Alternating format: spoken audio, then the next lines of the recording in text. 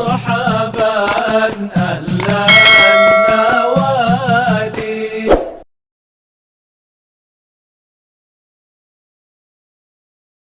السلام عليكم ورحمة الله وبركاته.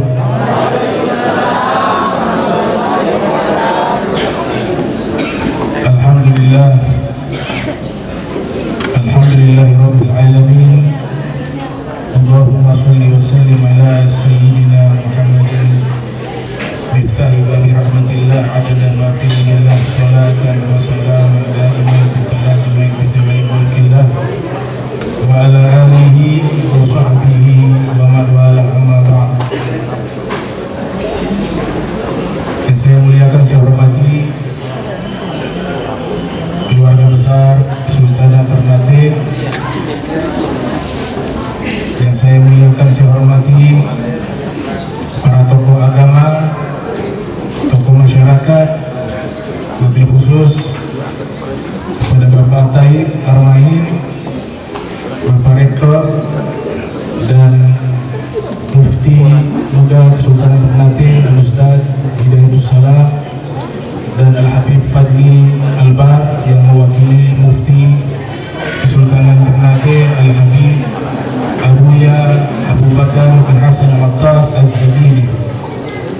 Kita doakan mudah-mudahan Allah Ta'ala panjangkan umur beliau, diberikan sehat wal afiyah, dijauhkan dari segala fitnah, bijahil Nabi wa alin Nabi. Al-Fatihah.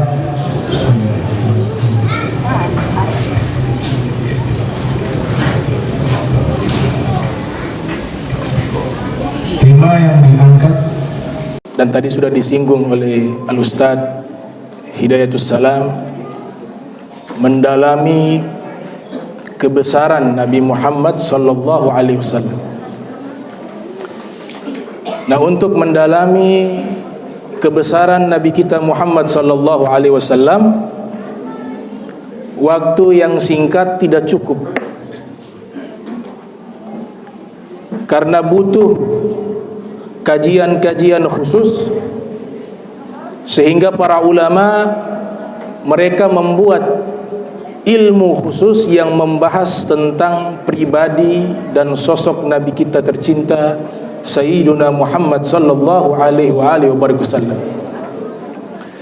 Para ulama menamakan dengan al-ulumun nabawiyah, ilmu yang membahas tentang pribadi dan sosok Nabi kita Muhammad sallallahu alaihi wasallam.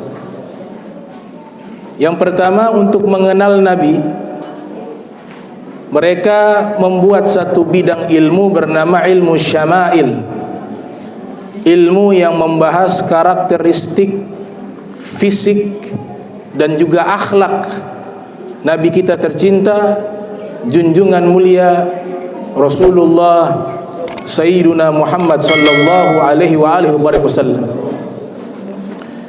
Di antara para ulama yang menyusun karya membahas tentang syama'il Nabi, yaitu Al-Imam Muhammad bin Isa At-Tirmidzi, yang lahir di kota Termez yang ada di Uzbekistan.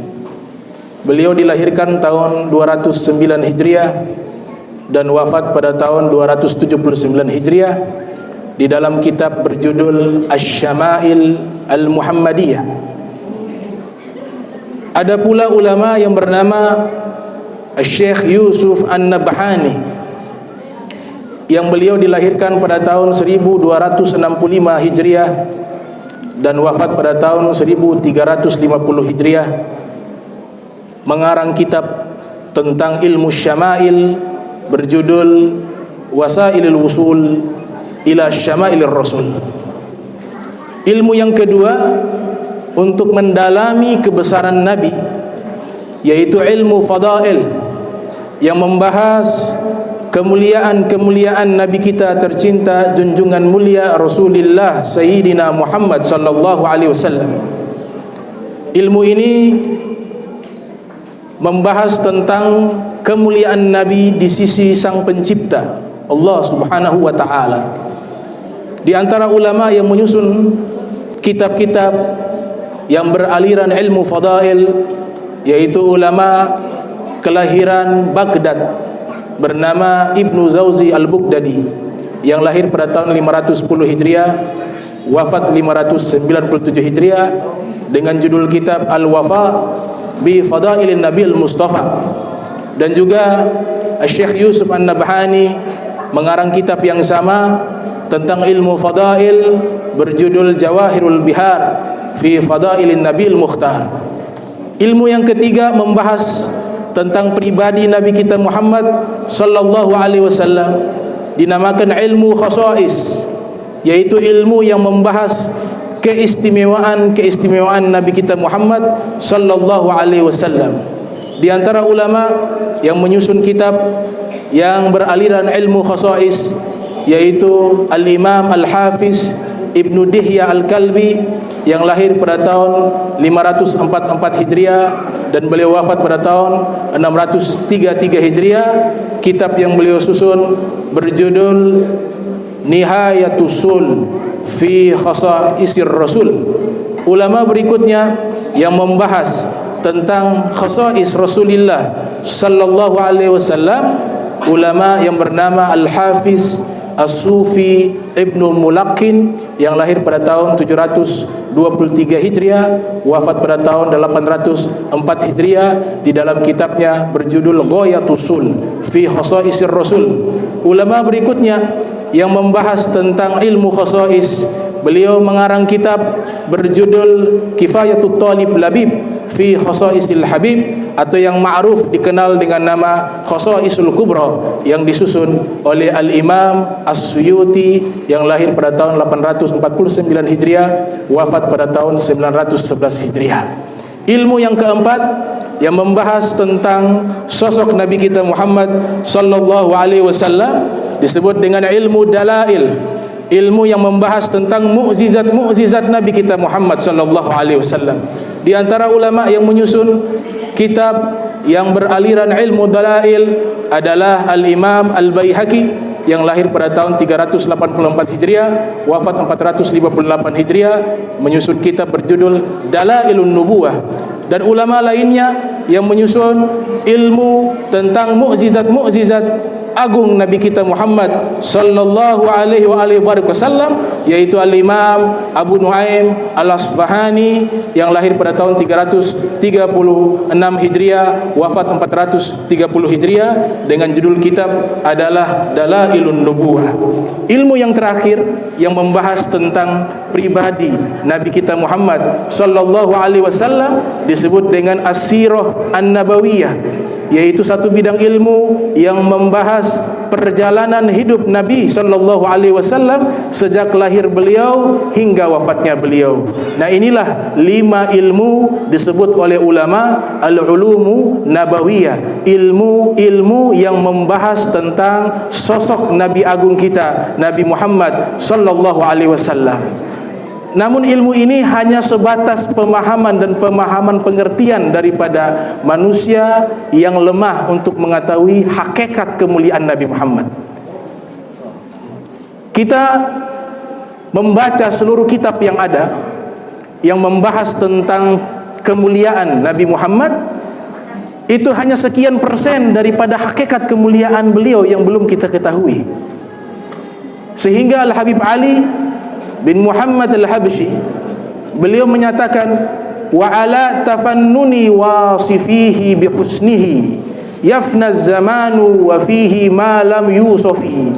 Seandainya kita menguraikan kemuliaan, kebesaran Nabi Muhammad sallallahu alaihi wasallam, waktu telah selesai, waktu telah fana, waktu telah habis, uraian-uraian kita akan kebesaran Nabi Muhammad belum selesai. Karena terlalu besar, terlalu agung, terlalu besar kemuliaan Nabi kita tercinta Sayyiduna wa Maulana Muhammad sallallahu alaihi wasallam. Saya sempat membaca prinsip dasar Kesultanan Ternate yang selaras dengan satu bidang ilmu yang bernama usul fikih. Usul fikih adalah satu bidang ilmu yang klasik, sudah ada ribuan tahun yang lalu, karena disusun oleh ulama kelahiran tahun 150 Hijriah, wafat 204 Hijriah, yang bernama Muhammad bin Idris Asy-Syafi'i. Beliau orang pertama yang menyusun ilmu usul fikih dan tertulis di dalam kitab beliau yang berjudul Ar-Risalah. Saya menyatakan bahwa prinsip ajaran Kesultanan Ternate yang menyatakan bahwa adat matoto agama matoto kitab Allah matoto jauh Allah Ta'ala. Adat mengikuti agama mengikuti kitab suci Al-Quran, kitab suci Al-Quran mengikuti Allah Subhanahu wa Ta'ala yang maha besar. Prinsip ajaran usul fikih yang ditulis oleh seorang ulama bernama Syekh Yasin Al-Fadani dalam kitabnya Al-Fawaidul Janiyah mengatakan, di antara prinsip dasar ajaran agama Islam adalah al-adah muhakkamah. Adat dijadikan standar hukum jika selaras dengan Al-Quran dan hadis Nabi Muhammad sallallahu alaihi wasallam.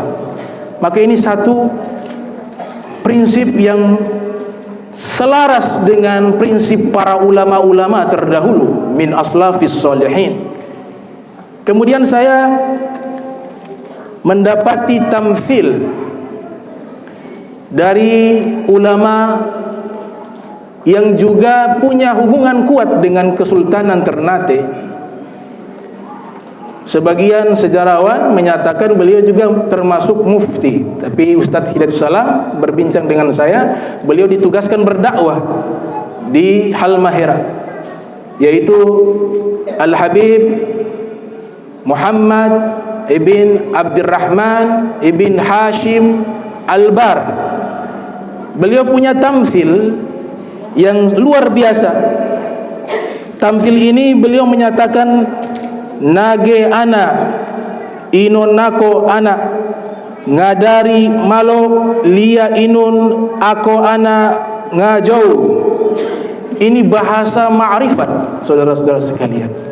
Ini bahasa selaras dengan ucapannya Amirul Mukminin Al-Imam Ali ibn Abi Thalib karramallahu wajhah, yang beliau nyatakan, man arafa nafsah faqad arafa rabbah.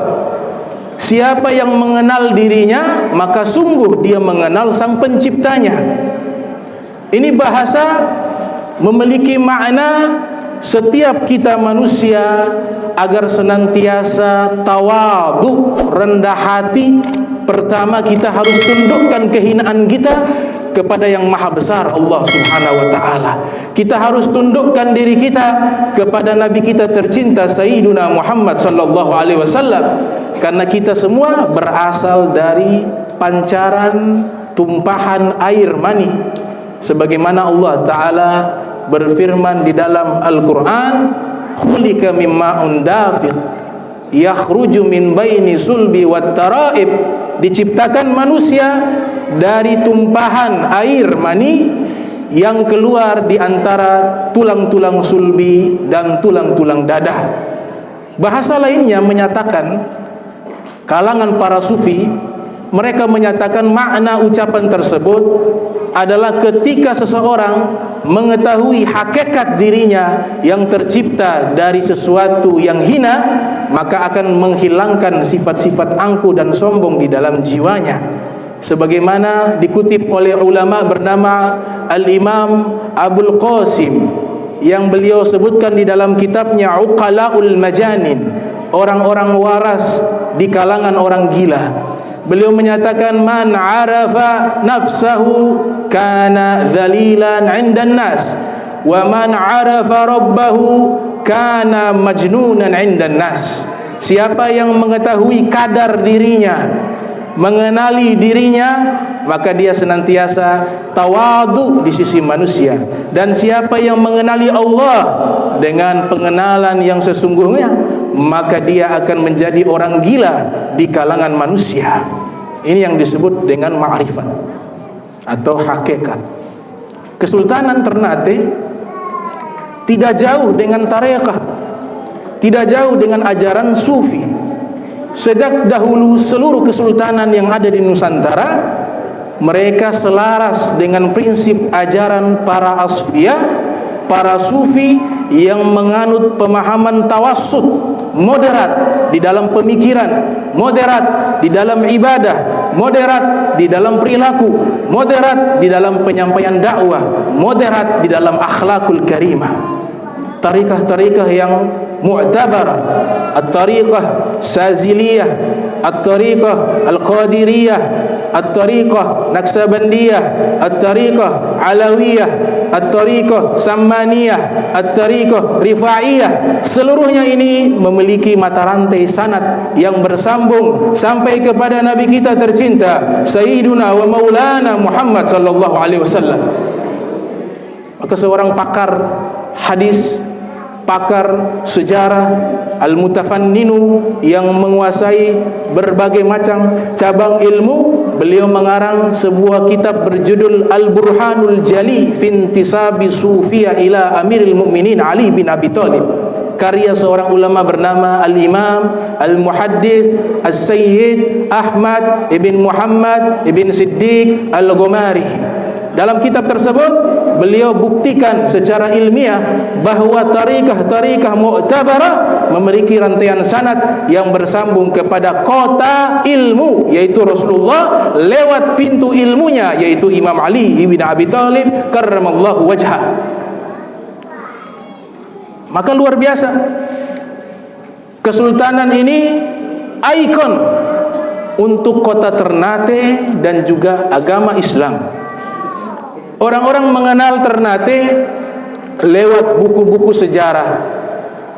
Maka pada saat kita membaca buku sejarah, tentu yang dibahas adalah Kesultanan Ternate. Yang dibahas adalah Kesultanan Ternate. Ini adalah ikon kebesaran Islam dan ikon kebesaran kota Ternate. Al-Habib Muhammad ibn Abdurrahman Al-Bar, beliau juga menggubah satu tamthil yang menyatakan tauhid sema'rifat imurah uwa isanyemo aku ya madehe bato. Tauhid dan ma'rifat tidak gampang, tidak dapat disebut terang-terangan kecuali ujungnya.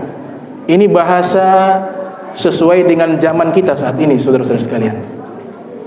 Orang-orang terdahulu, para leluhur kita, baik yang ada di Ternate atau di tempat-tempat lainnya, yang berpegang teguh dengan ajaran agama Nabi kita Muhammad sallallahu alaihi wasallam, mereka memiliki suluk tirakah, sehingga di antara mereka dengan izinnya Allah diangkat menjadi para aulia, orang-orang yang dekat dengan Allah. Nah, ilmu ma'rifat, ilmu hakikat, ini adalah ilmu tajribah ar-ruhiyah, ilmu yang tidak dapat dipelajari, bukan ilmu teori, tapi ilmu pengalaman spiritual. Sehingga orang-orang tertentu yang dia mencapai maqam hakikat, maqam ma'rifat, sehingga dikatakan oleh Abu Hamid Muhammad ibn Ahmad Al-Ghazali At-Tus, yang terkenal dengan sebutan Hujjatul Islam Al-Imam Al-Ghazali, yang lahir pada tahun 450 Hijriah, wafat 505 Hijriah. Di dalam kitab beliau berjudul Ayyuhal Walad, beliau mengatakan dengan substansi makna, man lam yazuk lam ya'rif. Orang yang tidak pernah merasakan ma'rifat, hakikat, maka dia tidak akan mengetahui. Sehingga di zaman sekarang dengan deklarasi penurunan tirakat dan suluk, dan makin berkurangnya auliyaillah, para wali-wali Allah, maka ilmu ini telah dilarang untuk dibacakan beberapa kitab yang nanti membuat orang salah paham. Pengarang-pengarang kitab tasawuf falsafi, disebut oleh para ulama tasawuf falsafi. Tasawuf akhlaki diperintahkan kita belajar. Tasawufnya Imam Al-Ghazali, kitab Ihya Ulumuddin, kitab Bidayatul Hidayah, kitab juga Minhajul Abidin, atau kitab-kitab Syekh Abdul Qadir Jailani yang sangat baik untuk dibaca, yaitu Al-Gunyah. Namun ada beberapa kitab yang beraliran tasawuf falsafi telah dilarang oleh ulama-ulama terdahulu karena dikhawatirkan menjadi sesat pemikirannya, karena belum mengalami pengalaman spiritual. Ini bukan ulumu nazariyati, bukan ilmu teori, tapi ilmu ma'rifat hakikat, ilmu pengalaman spiritual. Sehingga dikatakan oleh Ibnul Qayyim Az-Zawziyah dalam kitabnya Madarijus Salikin yang lahir tahun 691 Hijriah, wafat 751 Hijriah, beliau mengatakan ada di kalangan para aulia mereka mencapai magam fana wal istighraq. Fana artinya alam pikirannya sudah tidak di dunia, hanya fisik dan jasadnya ada di dunia, sehingga yang dia ucapkan, yang dia tulis itu di luar kesadarannya.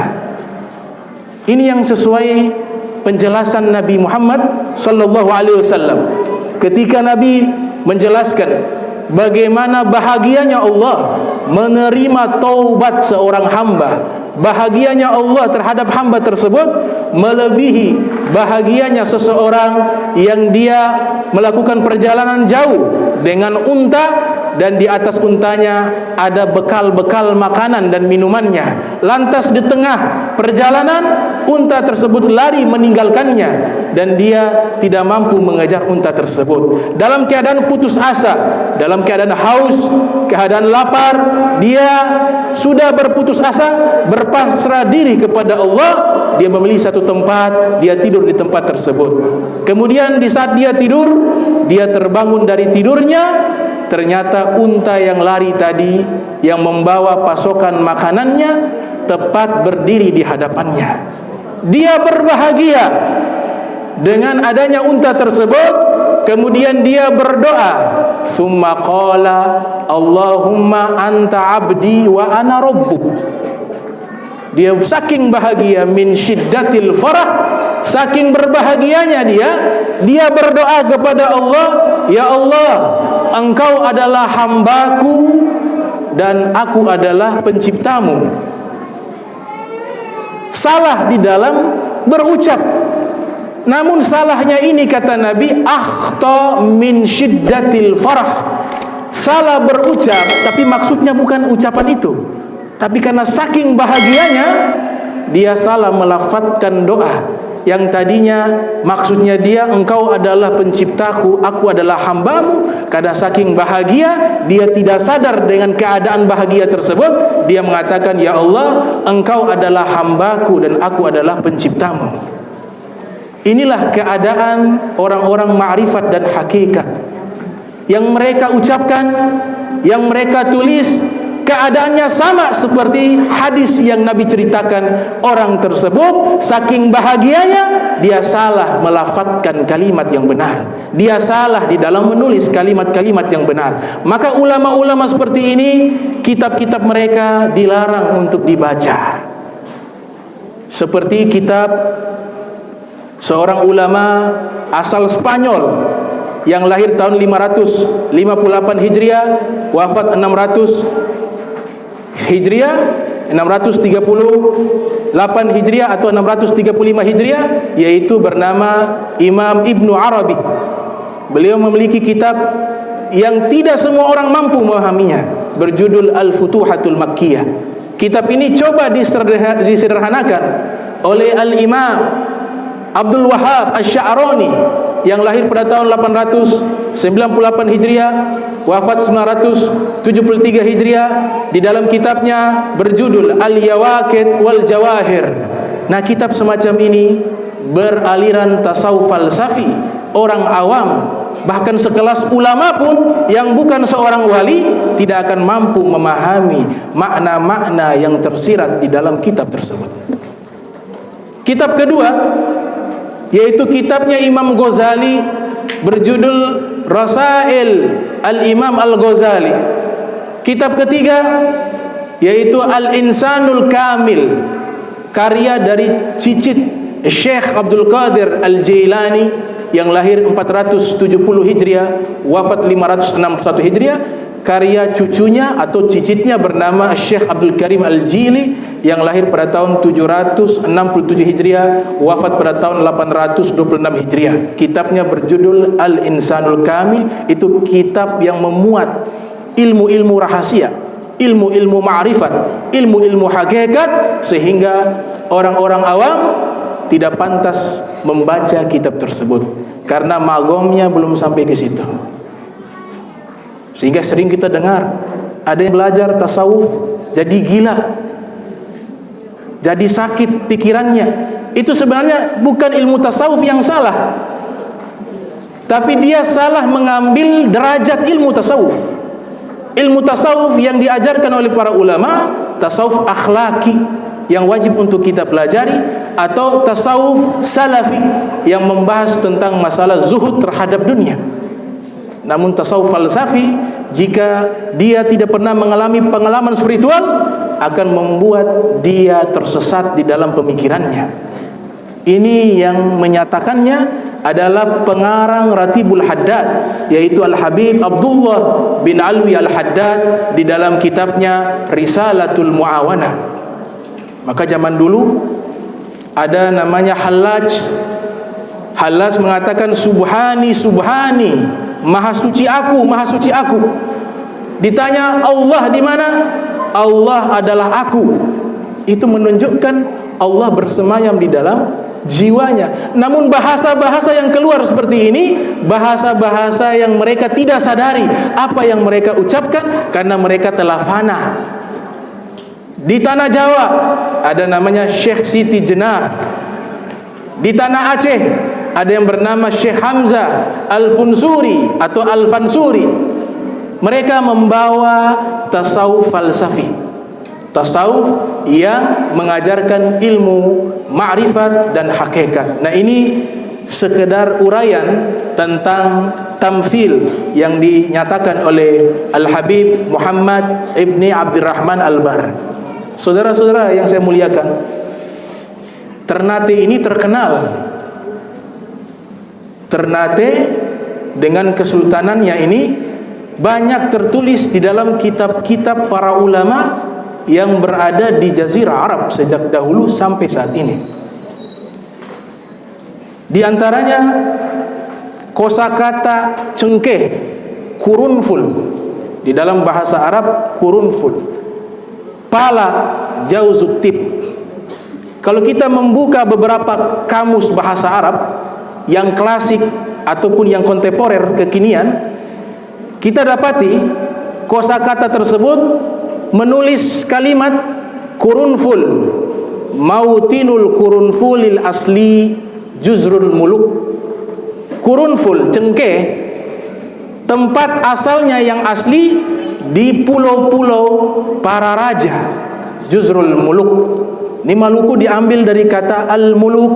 Al-muluk memiliki dua makna. Bisa makna pertama kerajaan, bisa makna kedua para raja, bentuk jamak dari malik. Malik satu raja, muluk banyak raja. Ini termaktub di dalam kamus-kamus klasik bahasa Arab dan kamus-kamus kontemporer bahasa Arab, menyebutkan juzrul muluk. Yang dimaksud adalah di Ternate atau Maluku Utara keseluruhan.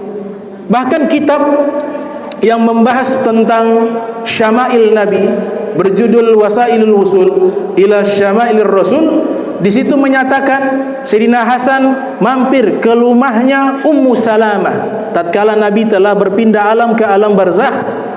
Kemudian Sayyidina Hasan dengan beberapa sahabatnya meminta Ummu Salamah memasak makanan yang biasa beliau masak untuk Nabi Muhammad sallallahu alaihi wasallam. Maka disajikan makanan tersebut. Selesai makan makanan tersebut, Sayyidina Hasan mengatakan, ini makanan yang enak. Bahan-bahannya apa makanan ini?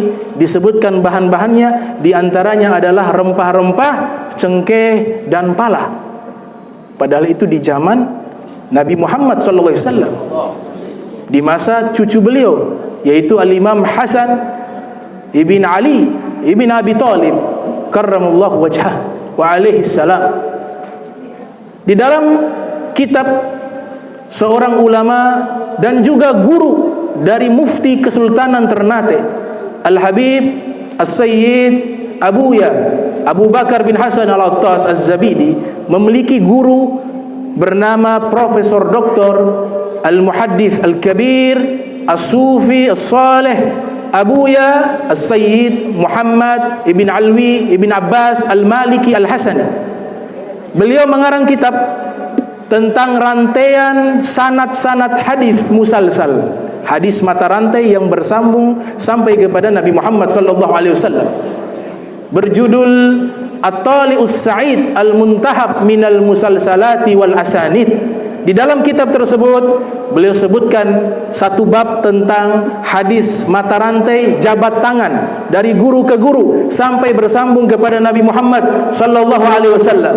Beliau menyebutkan nama Al-Habib Muhammad ibni Abdurrahman Al-Bar dengan julukan Al-Muammar Kabir Syamsuddin Al-Habib Muhammad ibni Abdurrahman Al-Bar. Yang lebih menarik, saudara-saudara sekalian, kitab yang mengumpulkan sanad-sanad keilmuan intelektual seorang ulama yang dijuluki Sultanul Ulama di fi zamani, rajanya para ulama di zamannya, dan beliau di zaman kita, yaitu Al-Habib Salim Ibn Abdullah Asy-Syatiri. Ada satu kitab berjudul Nafahatul Mithqil Atir fi Thabatin wa Asanid Al-Habib Salim Asy-Syatiri. Dalam kitab tersebut hadis musafahah dijelaskan lebih rinci, dan yang luar biasa ketika menyebutkan nama Al-Habib Muhammad ibn Abdurrahman Al-Bar, yang sanad ini didapati oleh seorang muhaddis yang ada di Batavia, Al-Habib Salim bin Jindan. Beliau mengatakan, saya mendapatkan hadis jabat tangan ini fi manzilih, di rumahnya Al-Habib Muhammad ibn Abdurrahman Al-Bar bi jazirati Ternate, di pulau Ternate, min jazairil muluk, dari pulau-pulau para raja. Jadi luar biasa Ternate, namanya disebut di dalam kitab-kitab para ulama. Ini menandakan begitu kuatnya Kesultanan Ternate hubungannya dengan para ulama-ulama terdahulu, khususnya ulama-ulama yang berasal dari negeri Hadramaut yang ada di Yaman. Dan itu terbukti dengan perjalanan sejarah yang banyak mufti-mufti kesultanan, mereka adalah daripada keluarga Ali Ba'alwi yang berasal dari Hadramaut, dari keturunan Al-Imam Ahmad bin Isa Al-Muhajir bin Muhammad An-Nagib ibn Ali Uraidi ibn Ja'far As-Sadiq ibn Muhammad Al-Bagir ibn Ali Zainal Abidin ibn Husain ibn Ali bin Abi Talib wa Fatimatu bintu Muhammadin sallallahu alaihi wasallam. Maka ini sekarang alhamdulillah setelah vakum cukup lama mufti Kesultanan Ternate, di masa kini, di saat ini juga kembali hubungan itu tererat kuat kembali. Mufti yang saat ini Al-Habib Habib Abu Bakar bin Hasan Al-Attas, maka mengembalikan lagi sejarah lama sehingga Islam ini lebih menjadi kuat, lebih menjadi bertenaga dan tersebar ke masa-masa yang sebagaimana dahulu terjadi sampai ke puluhan negeri yang telah disebutkan oleh Al-Ustadz Hidayatus Salam. Kemudian ibu-ibu sekalian, bapak-bapak yang saya muliakan, saya hormati, pentingnya kesultanan dan kerajaan. Para ulama menyebutkan bahwa harus adanya kerajaan ataupun kesultanan jika ingin agama ini dia menjadi agama yang tersebar luas.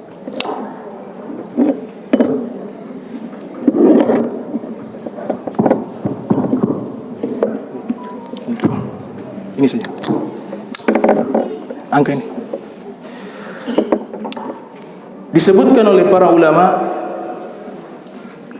ada hadis dari Nabi kita Muhammad sallallahu alaihi wasallam yang diriwayatkan oleh Imam Ahmad ibn Hanbal di dalam musnadnya, yang lahir tahun 164 Hijriah, wafat 241 Hijriah. Nabi bersabda, "As-sultan zilullah fi ardih." Kekuasaan, makna globalnya kekuasaan, makna kekinian kesultanan adalah naungan-naungan Allah, bayang-bayangnya Allah fi ardih, di buminya. Ini sabda Nabi kita Muhammad sallallahu alaihi wasallam di dalam musnad Imam Ahmad bin Hanbal. Sebagian ulama menyatakan maknanya bahwa para raja atau para sultan ketika mereka berkuasa dengan kerajaannya, mereka membuat keamanan bagi negeri tersebut karena adanya pemimpin. Nabi kita Muhammad sallallahu alaihi wasallam memberikan contoh nyata. Setiap kali beliau keluar dari kota Madinah tidak dibiarkan kosong dari pemimpin. Selalu beliau mengangkat seseorang mewakili beliau menjadi pemimpin. Itu menandakan bahwa adanya kesultanan adalah satu nikmat yang besar.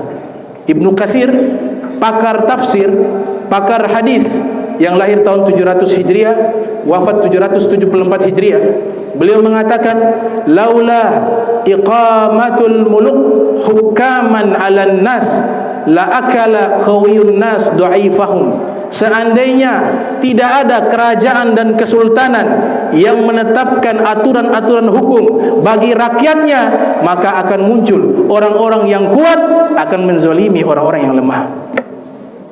Karena ada wibawa, ada haibah. Kesultanan Ternate punya haibah, punya kebesaran. Dan ajaran yang dibawa karena kesultanan mencorak dan mengangkat ajaran Islam. Riwayat yang lain, Imam Ghazali menyatakan, jika ada seorang raja, seorang sultan, seorang pemimpin, dia menggunakan jabatannya dengan baik, dengan adil, dengan ikhlas, maka dia telah melakukan jihad yang paling afdal dan ibadah yang paling terbaik. Al-imarah wal khilafah fahiya afdalul ibadati idza kana dzalika ma'al adli wal ikhlas. Wa qala an-nabi sallallahu alaihi wasallam, al-yawm fi imamin adil khairun min ibadati rajulin wahda 70 aman. Satu hari yang dipimpin oleh pemimpin yang adil, oleh sultan yang adil, oleh raja yang adil, maka satu hari ini lebih baik daripada ibadahnya seseorang selama 60 tahun, kata Nabi kita Muhammad sallallahu alaihi wasallam. Oleh sebab itu, kita harus menjadikan kesultanan sebagai sesuatu yang kita cintai, sebagai ikon kota Ternate dan juga ikon daripada kebesaran agama Islam, agama yang dibawa oleh Nabi kita Muhammad sallallahu alaihi wasallam. Ada beberapa pernyataan di dalam firman. Ada 5 jenis raja dan kerajaan yang Allah sebutkan di dalam Al-Quran. Kerajaan yang pertama, golongan pertama disebut dengan mulkun mutlak, kerajaan yang sifatnya absolut, mutlak. Kerajaan jenis kedua namanya mulkun nisbiyun, kerajaan yang sifatnya nisbi. Kerajaan yang mutlak memiliki kekuasaan absolut, yaitu kerajaan yang dimiliki oleh Sang Pencipta Allah Subhanahu wa taala. Sebagaimana Allah taala berfirman, "Lillahi mulkus samawati wal ard." Allah memiliki kerajaan langit dan bumi. Kemudian Allah pilih khalifahnya di dunia, orang-orang pilihan menjadi raja dan menjadi sultan. Di antaranya kerajaan Nabi Sulaiman. Kita setelah menghafal ayat tersebut, Malikal mulki tu'ti mulka man tasha' wa tanzi'ul mulka mimman tasha' wa tu'izzu man tasha' wa tuzillu man tasha' biyadikal khair. Sang Maharaja Allah. Allah yang memberikan kerajaan kepada orang yang Allah kehendaki. Berarti Allah pilih. Sultan Allah pilih secara pilihan khusus. Dan Allah juga mampu mencabut kerajaan tersebut dari orang yang Allah kehendaki. Allah mampu memuliakan orang yang Allah kehendaki, dan Allah juga mampu menghinakan orang yang Allah kehendaki. Di dalam kekuasaannya terhimpun seluruh kebaikan. Nah, ini kerajaan mutlak milik Allah. Kerajaan kedua di dalam Al-Quran, kerajaan Nabi Sulaiman. Ittaba'u ma tatlu syayatinu ala mulki Sulaimana.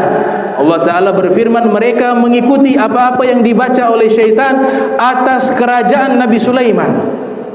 Kerajaan ketiga yang disebut di dalam Al-Quran, Mulku Dzulkarnain. Kerajaannya Zulkarnain, yang Allah berikan kerajaannya sampai timur dan barat. Inna makkanna lahu fil ardi wa atainahu min kulli syai'in sababa. Kami berikan kerajaan ini kepada Zulkarnain, dan kami berikan segala sesuatu mudah untuk ia laksanakan, untuk ia kerjakan dengan izinnya Allah Subhanahu wa ta'ala. Kerajaan keempat yang disebut di dalam Al-Quran, Mulku Namrud. Kerajaan Raja Namrud, Raja Babilonia, yang ada di Irak, di kota Mosul di masa kita saat ini. Disebutkan oleh Al-Imam Fakhruddin Ar-Razi, yang lahir tahun 544 Hijriah, wafat 606 Hijriah, di dalam kitabnya Mafatihul Ghaib, ketika menafsirkan firman Allah Subhanahu wa ta'ala, alam tara ilal ladzi hajja Ibrahim fi rabbih wa an atahu Allahul mulka. Tidaklah engkau melihat, wahai Nabi Muhammad, kepada orang yang berargumentasi dan berdebat dengan Nabi Ibrahim, yang telah Allah berikan kepadanya kerajaan, yaitu Raja Namrud. Maka raja ini diberikan kerajaan selama 400 tahun ia berkuasa, namun dengan cara yang zalim, sehingga Allah mengazab dia dengan 400 tahun diazab oleh seekor nyamuk yang masuk ke dalam hidungnya dan menggerogoti otaknya, dan dia tersiksa setiap hari sampai 400 tahun, kemudian dia meninggal dunia. Namanya Raja Namrud. Kerajaan yang terakhir namanya Mulku Fir'aun. Kerajaannya Fir'aun, Raja Mesir. Allah Subhanahu wa ta'ala menyebutkan, al-yawma nunajji'uka bi badanika litakuna liman khalfaka ayah. Hari ini kami selamatkan jasad dari Fir'aun untuk dijadikan pelajaran bagi generasi setelahnya sebagai tanda kebesaran Allah Subhanahu wa ta'ala. Fir'aun ditenggelamkan di Laut Merah. Idh farakna bikum al-bahra fa anjaynakum wa agragna ala fir'aun wa antum tanzurun. Kami belah Laut Merah tersebut, kalian wahai Nabi Musa dengan engkau punya kaum selamat melewati lautan tersebut, lalu kami tenggelamkan Fir'aun dengan seluruh pasukannya, sedangkan kalian dalam keadaan menyaksikan peristiwa tersebut. Ini mukjizat. Ini dibinasakan di masanya Nabi Musa tahun 1896 Masehi. Ada seorang antropologi bernama Loret, dia temukan jasad Fir'aun di Mesir, dan sudah diteliti oleh seorang ilmuwan bernama Maurice Bucili pada tahun 70-an, menyatakan bahwa ini adalah jenazah Fir'aun yang bernama Ramses II yang hidup di zaman Nabi Musa. Nah, ini beberapa kerajaan yang Allah sebutkan di dalam Al-Quran. Dua adalah kerajaan orang soleh, kerajaannya Nabi Sulaiman, kerajaannya Dzulkarnain, dan dua kerajaannya orang zalim, yaitu Namrud dan juga Fir'aun. Mudah-mudahan Allah Subhanahu wa ta'ala jaga ini kesultanan sampai akhir daripada masa nanti, dan seluruh warga yang ada di Ternate dijaga oleh Allah Subhanahu wa ta'ala berkat leluhur-leluhur yang soleh yang mencintai Nabi Muhammad sallallahu alaihi wasallam. malam ini mari kita sama-sama berdoa, berharap agar nanti kita mendapatkan syafaat Nabi Muhammad sallallahu alaihi wasallam, dan kita berkumpul dengan mereka, para kaum solehin, para ulama al-amilin, sehingga kita mendapatkan kebahagiaan yang hakiki di negeri akhirat bersama Nabi kita Muhammad sallallahu alaihi wasallam. Bismillahirrahmanirrahim. Alhamdulillahirabbil alamin. Allahumma shalli wa sallim ala sayyidina Muhammadin wa ala ali sayyidina Muhammad. Allahumma shalli wa sallim ala nuril anwar wa siril asrar wa triyaqil aghyar wa miftahi babil yasa sayyidina Muhammadil mukhtar wa ala ali adha wa ashabil akhyar adana ma Allah wa afdalih. Allahumma shalli wa sallim ala sayyidina Muhammad tibil qulub wa dawaiha wa afiyat abdani wa shifaiha wa nuril absari wa diyaiha wa kuti azadi wa ruwahi wa gidaiha wa ala ali wa sahbihi ajmain. Ya Allah, ya Allah, di malam hari ini kami berkumpul di tempat yang mulia ini, maka kumpulkan kami lagi di hari kiamat dengan manusia mulia Nabi Muhammad sallallahu alaihi wasallam. Ya Allah, jangan biarkan kami yang hadir di sini keluar masih membawa dosa, terkecuali telah Engkau bersihkan seluruh dosa kami ya Allah, sehingga kami mendapatkan husnul khatimah, husnul khatimah, husnul khatimah. Ya Allah, di malam hari ini kami dengan segenap kekuatan kami, dengan harta kami, dengan waktu kami sempatkan waktu untuk memuliakan kekasih-Mu, untuk mengenang kekasih-Mu, untuk mengagungkan kekasih-Mu, untuk membesarkan kekasih-Mu Nabi Muhammad sallallahu alaihi wasallam. Maka jangan Kau haramkan syafaat beliau untuk kami di hari kiamat. Allahumma jam'ana hadza jam'a marhuma wa tafarraqana min ba'di tafarraqa ma'zuma wa la tajal minna wa la minna syaqiyyan mahruma. Allahumma nazzih qulubana 'ani ta'alluqi biman dunak waj'alna min qaumin tuhibbuhum wa yuhibbunak. Subhanaka bihamdika asyhadu an la ilaha illa anta astaghfiruka wa atubu ilaik. Wa sallallahu alaihi Muhammadin wa ala alihi wa sahbihi wa barik wasallam wa lafu minkum. Wassalamu alaikum warahmatullahi wabarakatuh.